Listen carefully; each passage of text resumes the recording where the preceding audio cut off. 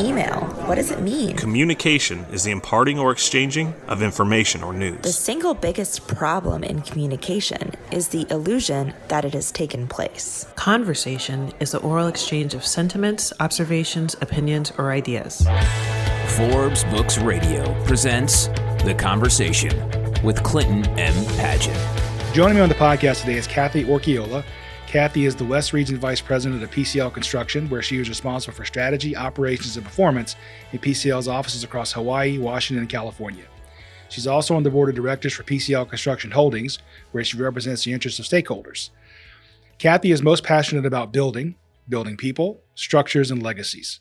She's also an active member of the Young Presidents Organization and a dedicated supporter of the Make-A-Wish Foundation. Cathy, thanks for joining us on the show today. Thanks for having me, Clint. It's my pleasure. So I always like to think about people that come on the podcast as superheroes, and we all know the superheroes have a backstory. So I was wondering, what's your backstory? Oh, wow. I thought you were going to ask me if I was going to identify what superhero would I identify as. Well, you can answer that too. I kind of, in my head, I mentally stood in my superhero pose just then. I would say my backstory is one of overcoming. If I were going to identify myself, I would say that I'm an overcomer. I started out in an underrepresented family and just had to work my way up through every opportunity and every challenge. Life was not always easy, but there was always a path forward. So I've become an excellent reframer because life is hard and you've got to be able to reframe and see the positive in every situation. And if you can do that, you can overcome. So I would say my backstory is one of overcoming. Well, then, since you asked it, what superhero do you identify with? Well, the mental picture I drew was of Wonder Woman because as a kid, I used to constantly say, Wonder Woman, and do the twirl around, So I guess it's Wonder Woman. That's perfect. Actually, I was also going to say that you and I both attended Institutes of Technology. Yours is in Florida, mine's in Georgia, but we both went to institutes. That's a rarity, right? So that's always good. Yeah, I saw that. What I noticed in your LinkedIn profile, it says you're a builder of legacies, an activator of people, and a promoter of construction technology and innovation. What does that really mean? I really believe that if we invest in our people and we help each individual become the best version of themselves, that the business will thrive. It's just the way I lead. I believe that helping and activating people to see the best possibility and to capture the vision and go big, learn how to say yes, it just creates an exciting atmosphere to be around, and it's infectious. So it's kind of my tagline. People matter. People first. People matter. Absolutely. Can you tell us a little bit about PCL Construction? What do you guys do? What segment are you active in? So PCL Construction is a 100% employee-owned company.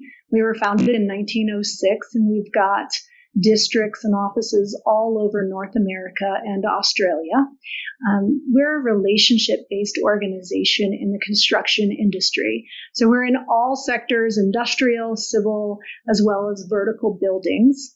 But we really take an approach of relationships. So a relationship can take us to a completely new geographic place. And that's how we've expanded throughout the history of our organization, is through clients and owners and design partners saying, hey, we need a sophisticated builder to come with us to this area. And that's how we've expanded, is through those relationships. And you see that in our culture, and you see that employee ownership when you interact with us, because everybody you're talking to is an owner in the organization. So they definitely have stake in the company. Everyone has stake in the company. Everyone cares. And if you're relationship-based, it makes sense that people would be first. That makes perfect sense. Absolutely. PCL Construction's tagline is "Together we build success." And you've expressed your passion for not only building people, but legacies. What exactly does that mean to you? So I'm all about activating people. And if you can help people learn to be excellent first, then you're going to have successful teams, because everyone is being excellent, doing their part, supporting one another, coming together and creating something magical. And if every team is high performing, then you're going to have an office or a district that's high performing, which allows for additional stretch opportunities for your employees going forward.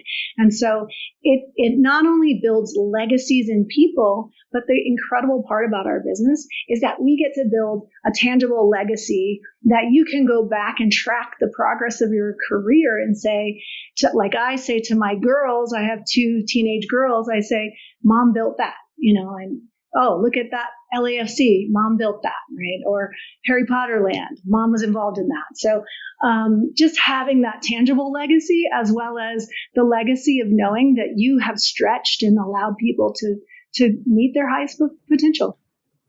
Nice. I want to come work for you now. So I think you maybe have touched on this already, but how does that shape the way you make decisions on a daily basis? What we do is it moves fast, right? It moves fast. And you've got to be able to, we were chatting before we started, you've got to be able to bob and weave, right? And so being fluid and being able to make hard decisions regularly and quickly based on the information that you have in hand is very critical to being successful. So I would say on a daily basis, you have to keep track of that fluidity, but then also balance that with just knowing that the intent of the individual that you're dealing with is good. Giving everyone that's the way that they're coming into this is with positive intent, and just making decisions based on what's going to be best for each individual, because that will be best for the organization. I like the way you put that about intentions are good. I was just talking to someone else recently, and we were discussing the fact that when I do project management training classes, one of the questions we talk about duration estimating, and people always ask, well, how do you handle somebody who sandbags? And our experience really has been that you're much more likely to have somebody who's overly optimistic than sandbag. And I think so. The conversation he and I were having is that I think most people come to work wanting to do a good job and go home feeling good about themselves. And I guess there's that rare person who comes in thinking how little can I do today and still get a paycheck? But I haven't run into that. So I like the way you put it, that people have good intentions. Well, and sandbagging means something a little bit different to me. We refer to people as sandbaggers as those that are not acknowledging maybe how well their project is actually going to turn out, whether it's going to be super fast or it's really profitable. So that's what we call sandbagging. And usually in our organization, what I attack it to most of the time is not necessarily conservatism, but rather humility. Like, we have a lot of really sophisticated builders that are so humble. They're the best of the best, and they're just humble. That's awesome. Yeah, from my world, this is really about just durations, and people always like to give themselves a safety net. Then, of course, you get project plans that aren't doable. Right? Nobody believes in them. So that happens too. What do you think is the most important part of building success within a team? I think cohesion, right? It starts with setting a vision. And the only way that you can set a vision that everyone's going to strive to meet is if everyone's bought in. So I think that vision has to be created collaboratively. And if everyone's bought into the vision, and then everyone is allowed and empowered to go and do their piece, their part, and then you hold those people accountable for their piece and part that they were a part of developing the vision for, I think it just all turns out to be successful. Couldn't agree more. I mean, that's just the way that life works. If you involve people on the front end and helping build the vision, then they are, that by definition, they are accountable. They're engaged. They're committed to it. So you're going to get good results on the back end. Exactly. Now, you work in a region that spans multiple states. How do you instill the same passion for growth and progress across all your entities, all your offices?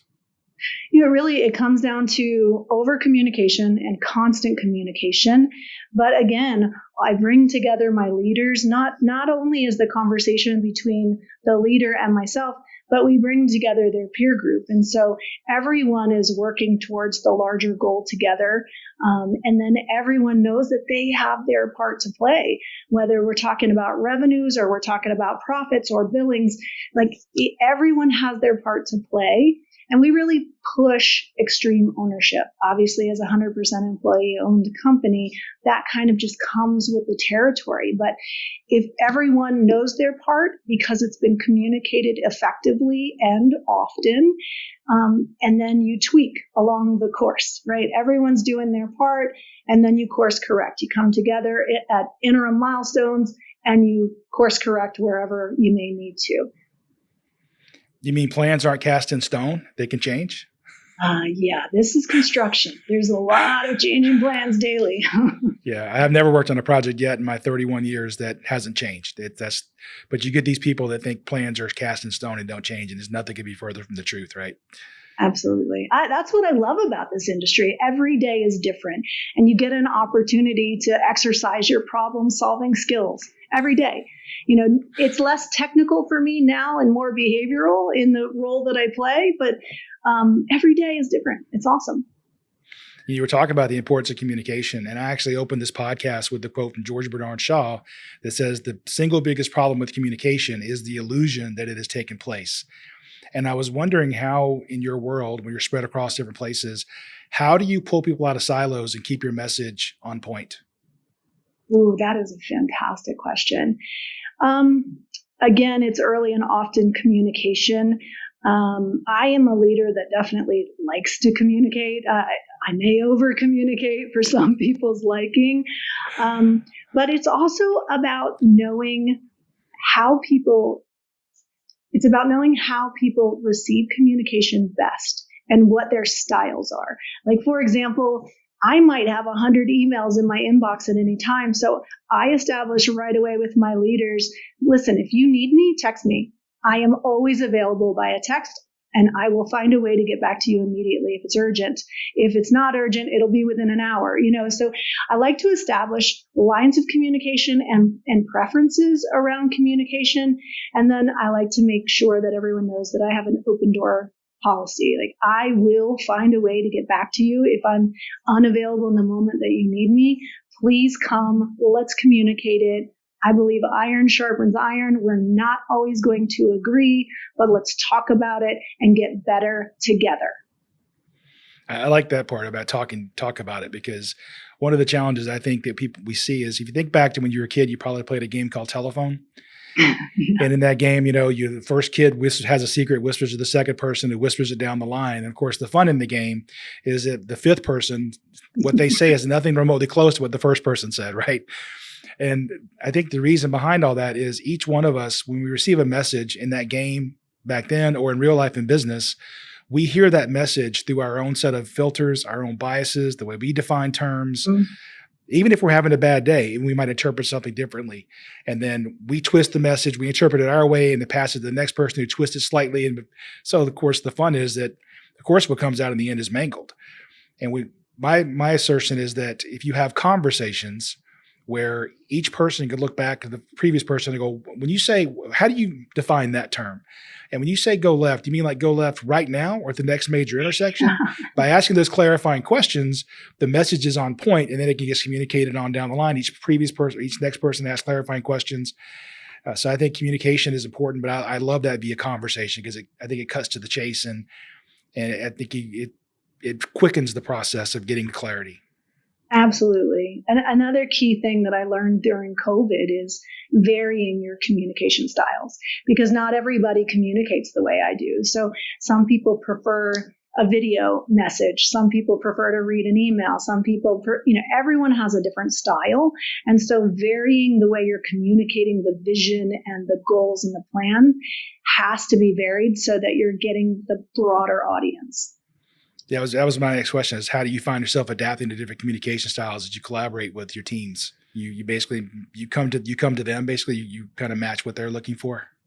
Yeah, try to deliver the message in a way that is the easiest for them to digest. I mean, you can't always do that if you're talking to a very large group of people, right. But certainly you want to be aware of who you're talking to. And we do something at PCL called Strength Finder. And so we will post at the front of each person's office what their 5 top strengths are. So as you walk in, you can quickly scan that and go, okay, this person is an activator. all right, how can I tailor my style in the message I'm delivering so that it lands for that person?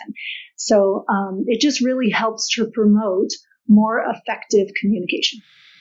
I'm not familiar with that one. I've seen other, I guess, personality profiles where this person is visionary, this person is strategic, this person is action oriented. And certainly I have worked with people that we were not matched up because I'm I'm an engineer, electrical engineer by training. So I'm very linear in my thought process. And this one person who comes to mind was very much just throw the stuff in the water. We'll build a boat as we swim. And that's not me. So no, I think that might cause me to pull all my hair out and jump off the closest cliff. But you can leverage that visionary strength or that creative spirit when you're aware of it, right? So it just creates magic. If you leverage everyone's strengths in the room, it creates magic. Oh, absolutely. I think that when you have a team that's working together in a collaborative way, in a harmonized way, it's like an orchestra. Everything. And when that person is off their game, it's like an off key in an orchestra. You hear it, right? You see it. Absolutely. So speaking of things being off key, can you think of a project you worked on where things kind of went sideways, and how were you able to recover from it, and what did you learn from that experience? That's also a great question. I had a project, this is actually a long time ago, where there was some political involvement and there had been a change out in the political seats. And the new person that came into the seat had run on a platform that the previous person that she beat out for the seat had been somewhat corrupt. And she started this process of, they had 10 projects being built at that time. And she started this process of really drilling in and diving into these projects with the assumption that something inappropriate had happened. And so going through that process and at one point I had a state's attorney yelling at me over the phone. I remember just walking up and down the sidewalk and he's yelling at me that we had hired the person's son to do some moving of furniture, and it just absolutely was a falsehood. And we had hired people to move the furniture, but we had complete records of everyone. And we're like, no, it's right here. This is it. This is all that, and it all matches all the files and everything. And I remember coming out of that with an appreciation for, one, assume a positive intent, but two, be excellent. Know your job. Always be ethical. Never walk the line. It's not worth it to walk the line. Be excellent and be justified in what you do, and everything will be okay. And I think that message really stuck with me because ultimately nothing came out of any of the projects, but there was a lot of time and energy spent by 10 different general contractors trying to demonstrate that indeed nothing unethical had happened. And keep good records, apparently. Keep excellent records. Yes. There's a whole industry out there, cottage industry, that basically, I'm sure you know, I've worked on some fairly large construction projects in New York City.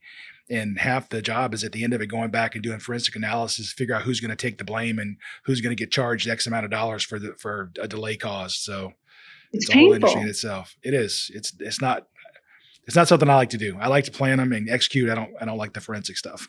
Exactly. Forensic audits make me cringe. I liked also what you said, because that's one of the things I tell my team is there's black and white and gray in the middle. Be sure you're firmly both feet in the white. I don't even want to touch the gray. I mean, I don't want anybody looking at it and even perceiving that we're not in good intentions. So I like the way you said that. Absolutely.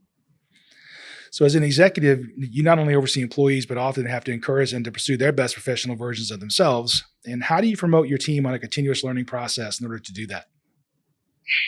As an organization, being 100% employee owned, we put a tremendous amount into our training programs. And we have a leadership academy that really is tailored for every level of the organization, whether field or operations or overhead.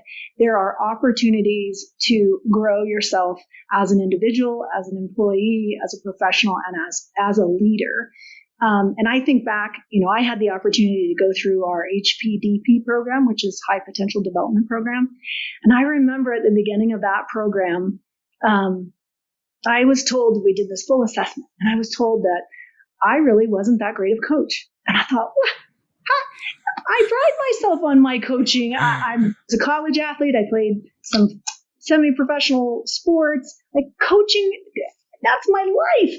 And went into the program and learned what true effective coaching looks like in the professional world. And man, I realized I was not very good at coaching.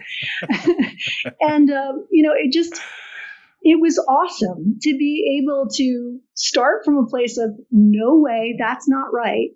And then go through this journey of learning to find out, oh, wow, that was right. And now I have those skills, and I have different skills that I can leverage to really help and grow my people.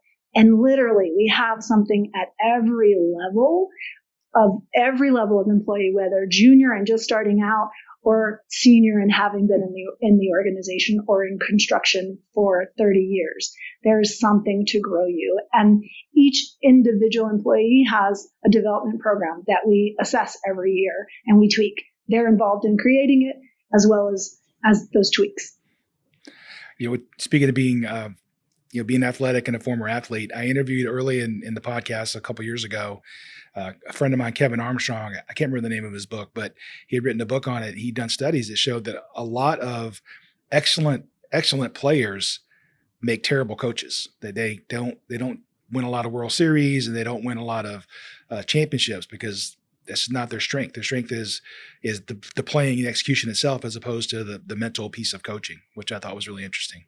For sure. And if you ask my daughter what kind of coach I make, she'd tell you I stink. She played volleyball this year, which that's what I played. And she just got so mad at me. She's like, Mom, you stink as a coach. I'm like, oh, shoot, I got to go back to my HPDP lessons and see where I could go better at this.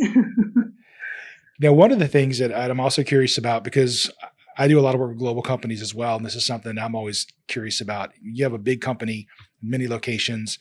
One is, how do you create a cohesive company culture when you're so geographically dispersed? Yeah. It takes a lot of effort and intentionality. And I really do think it starts with growing people right from the get-go. A lot of our organization, we've grown organically. You come into PCL and everybody, like if you've been here 10 years, you're a short timer. Like you've only been here a very short amount of time. You're still junior. And, where there are other organizations where that's just not the case. People come into PCL right out of school and they stay for their entire career. So that is helpful. But for those that come in along the way, it's all about that onboarding and providing them with a mentor and a coach or a buddy, just making sure that they understand the culture and that they're regularly exposed to that culture of learning and support. Because that's another thing that I learned in my career here at PCL, is that it's important to surround your mid-level hires with lots of support and lots of opportunity, because you're coming into a brand new system. It's all new systems. It's not that you need to learn how to build because you've been building for 15, 20 years per se in your career, but you're learning new systems. And so giving that opportunity for them to feel supported, for them to feel welcomed, a culture of belonging. So that is the beginning of that, and just really being intentional about it every day. Our culture is the thing that we are most proud of. That's phenomenal. I think that you guys have probably thousands of employees. My company is super small, but I just celebrated on Monday my 28th anniversary with the company. And there are two other people that are also 28-year employees. And there's another guy who likes to say we have he says, I'm the youngest of the group at 17 years, right? So I think your culture speaks to that. If you have the ability to maintain talent, especially in this most recent era of the Great Resignation, if you're able to hold on to your talent, that speaks to the culture for sure. Congratulations. I love that. Yeah, but we're small. We only have 27 employees. You probably have 27,000, but it's still the culture matters, right? It all matters at every level, certainly. Yeah. Speaking of culture, I'm also curious, in this pandemic world we just left, or hopefully are leaving, the remote work was so popular. And I was also curious as how do you, I would have hated to come into the world as a new college graduate in the last 3 years and have never met my colleagues, never been in the office, only know people through Zoom, because to me, culture isn't what your mission statement is. It's not what your vision statement is. Company culture to me is how people react when they hang the phone up from the client. Are they nice on the phone and hang the phone up and start talking trash? Are they, because that's how you kind of pick up on the company culture, right? And the other piece of that is mentorship. How do you identify who's going to mentor you and help you grow inside the organization if you're always remote? Did y'all have any of those challenges at all? And if so, how did you handle that? As you were walking through that question, what came to my mind was Maya Angelou says that people won't necessarily remember what you said or what you did, but they will remember how you made them feel, right? So that is really what it's all about, is how do I feel when I leave that room or when I experience that organization in one way or another? So it's such a powerful thing, and absolutely agree with you. For the young people coming out of university during COVID, it was a real challenge, and trying to set up ways to interact, you had to be creative, and it wasn't perfect. By no means was it perfect, but trying to have get-togethers. And I remember back to our strategic planning that year. I actually, I'm probably going to get myself in trouble for this, but no, I'm just kidding. I had wine sent to everyone's house so that afterwards we had a get together. We had a happy hour after we spent 8 hours on a computer screen, right? Like, that's challenging. And we all stayed focused, and we did it in a way that was interactive and tried to vary it so everyone could stay focused. But then we wanted to bring everyone together. And so with our junior employees, we really amplified that because you have to. That's so critical to bringing them in and helping them to understand the culture. So it was absolutely a challenge. And I hope that we did well. I think that we did, because we still have most of our junior employees that started during COVID are still here. But it takes a lot of intentionality, and it's not perfect. I just think there's something about face-to-face, eyeball to eyeball in the same room, that you can only do so much virtually, right? You can do all the things you were just talking about. And that wine idea is a fantastic idea. So you're all drinking the same stuff at the same time. That's really cool. But there's some things that to me, there's a serendipitous conversation that happens when I bump into you in the hallway on the way to get coffee that doesn't happen on a video call, right? Without a doubt. I mean, I remember the first time I came back to the office after we had been sent home from COVID. And I literally, the second I stepped off the elevator, it was like I had air in my lungs, right? And I love my family, and it was awesome to be at the house all day with them while working and going and managing all of the stress of that. And there's nothing like the magic of being in community.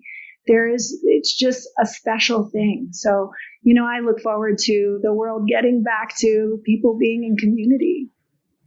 Yeah, I'm probably jaded because I'm an engineer, and engineers, we tend to be loners at times, and we want to go put our head in a cubicle and wrap ourselves in a little bubble and design the perfect widget or whatever. And we don't want to come to your marketing meetings, and please don't make me come to the super project management meetings, right? I'm trying to get real work done here. And so we kind of want to isolate ourselves and live in a silo. And part of that, we have to stop that. We have to actually fight that and say, come out of your silo and be intentional about bringing people together. So because that collaboration piece is just so important to not only well-being, but obviously the growth of the company, but also personal well-being and health. No question. I couldn't agree with you more. I'm an engineer as well. And yeah, my nature is to just, head down and just get it done. But I really do feel alive when I'm in the presence of other people. But naturally, I probably wouldn't go there. Like you just have to fight it. And then you feel all of that passion that comes in when you see others. Absolutely. It's funny when I teach classes, if there's 50 people in the room from a client, all the engineers sit together. Probably because they speak the same technical language. They all think Dilbert is hilarious. They all took differential equations in college, so they have that shared badge of honor. And then all the IT people sit together, and they don't mind sitting close to the engineers because they're both technical, right? But then both groups want to stay as far away as possible from the marketing team. And I think it's because they don't speak the same language, right? As human beings, we'd like to be around people like us who think the way we think and feel the way we feel and speak the same language, at least technically.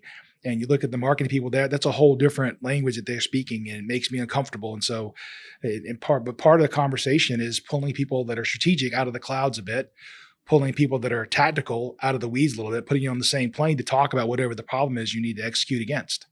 That was said perfectly. What came to my mind was, I think I was pretty fortunate because I took DiffyQs over the summer. So it was an easier course taking it over the summer, first and foremost. But my college roommate was a comms major. So I always had that exposure of that marketing and comms creativity and just visionary approach. And I always just appreciated her ability. I would write a very technical sentence, and then I would give it to her, and she would turn it into this beautiful creation that landed for everyone. And I was just like, okay, thanks. I'm going to say that's mine. I love it. It's one of the things. I got my MBA from Duke University, and that was just a whole different world. Because the math was obviously not a problem, having taken all the math we had to take as engineers. But that was just that marketing stuff, and all that was so foreign to me. And to get exposure to it was really positive, but it was challenging at times because I wanted to go back into my little box for sure. I love it. So one of the things I also read was you're involved with the ACE Mentor Program. And I was wondering, I really admire your passion in investing in the future of construction. And how has your involvement in that program really influenced your leadership style? And how do you view membership today? I mentioned earlier on that I came from a pretty tough upbringing, and I was so fortunate to have a science teacher who came alongside me in high school. And I actually had him for all 3 years. My high school was only a 3-year high school. So I had him for chemistry, physics, and AP bio. And he just really invested in me and showed me that, well, one, he helped me get into college. He helped me learn that, I could pay for college. I was the first person in my family to ever go to college. And so he helped me to get scholarships. And then he showed me that I had a great future in the STEM field. And that it was ripe with opportunities for individuals like myself. And so, having that fortune, I wouldn't be where I am today if not for Tracy Bailey, my chem, physics, and AP bio teacher in high school. He really helped to shape my future. And I want to do the same for other young students who may not have someone in their life that is able to do that. Or maybe they don't have someone that they can look at and be inspired to that looks like them, and say, hey, if that person can do it, they look just like me, I can do it too. Right. And so the idea of investing in these young students and giving them hope and unlocking the avenue towards success and showing them it's possible, because hope is so important when you come from that type of environment. It doesn't necessarily exist. And you think, well, I can't pay for college, so I can't go. And so being able to get young people excited about not only about construction and STEM opportunities, but just the idea that I can go and do and participate in a greater, bigger life with a greater, bigger vision. And, I've taken that beyond ACE and into my kids' school, and so I will from a very young age, I would go into their classes and I would take a BIM model with me of a really cool project that we're doing. And you put it up on the screen and there's all these colors and they see the job built in front of them, from the model perspective, as opposed to trying to understand plans. And I would walk in those rooms and every little boy right out of the gates would be like, oh my gosh, this is Harry Potter land. And they'd be on the edge of their seats and they would just, you'd say construction and they think big, heavy equipment and they're in right out of the gates.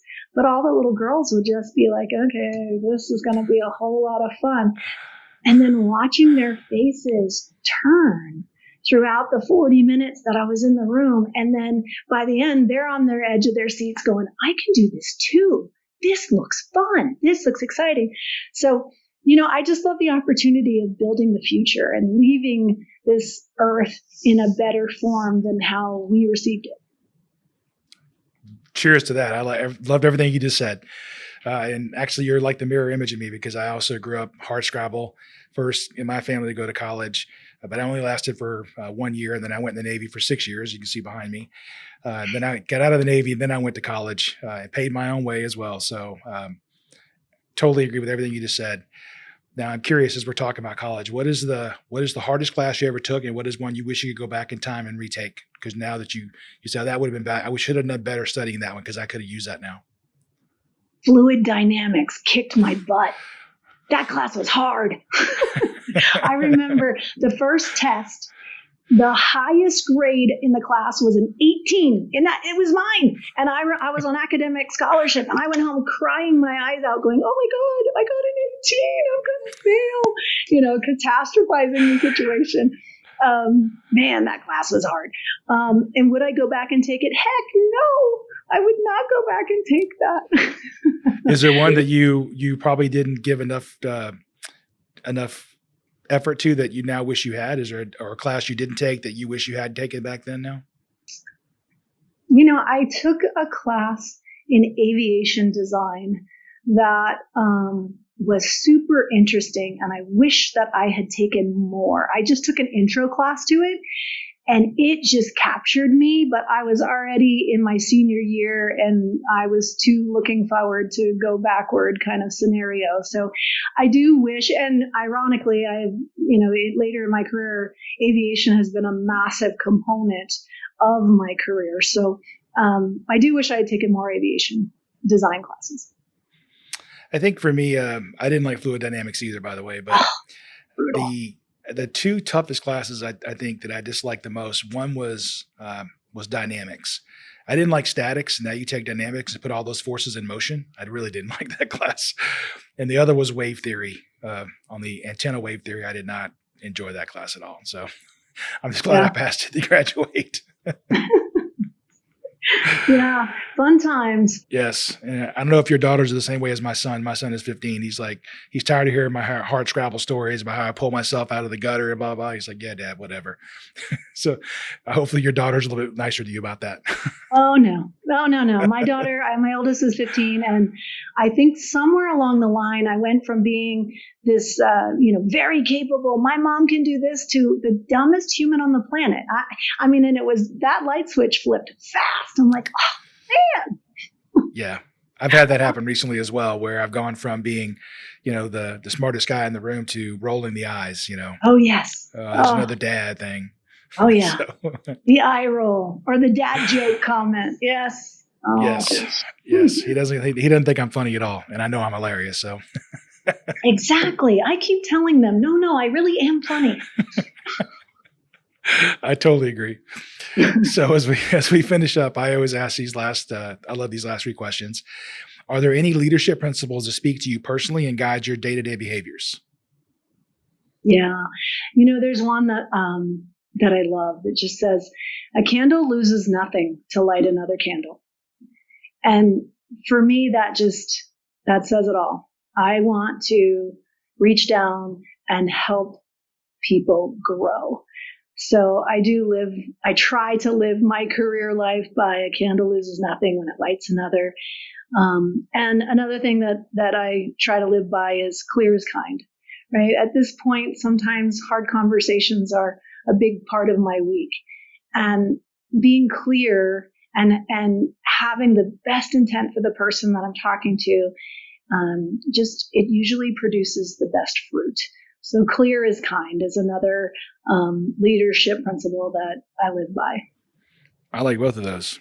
And obviously the first one resonates because is with the ACE program and all the other things you mentioned, the going to give the Venn diagram is having the little girls on the edge of their seats. I mean, clearly this is something that drives you.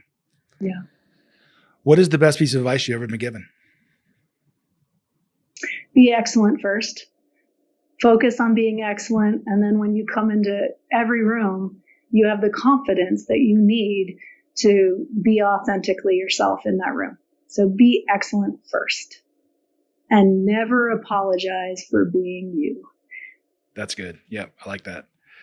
And finally, what is the best book or article you read recently? And what was the key takeaway? So I'm currently reading a book by Havilah Cunnington. It's called I Do Hard Things.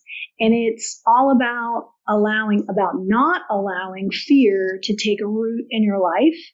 And leaders, whether in business or community or a leader in your home, leaders have to be courageous.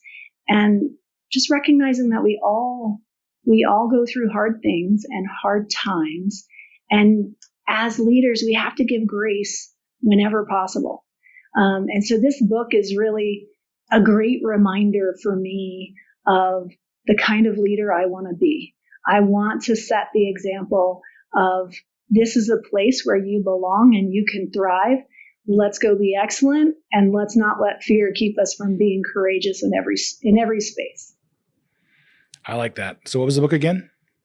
It's called I Do Hard Things by Havilah Cunnington. All right, I'm going to go check that one out then. Well, this has been really great, Cathy. Thank you so much for your time today. Is there anything I haven't asked you that I should? No, this was very comprehensive. I really enjoyed our chat today, Clint. Thank you for having me on. No, thank you so much for the conversation. Thanks for listening to The Conversation. To find out more about Clint, go to clintonmpaget.com and pick up Clint's book, How Teams Triumph, Managing by Commitment, at Amazon. The Conversation with Clinton M. Paget is a production of Forbes Books.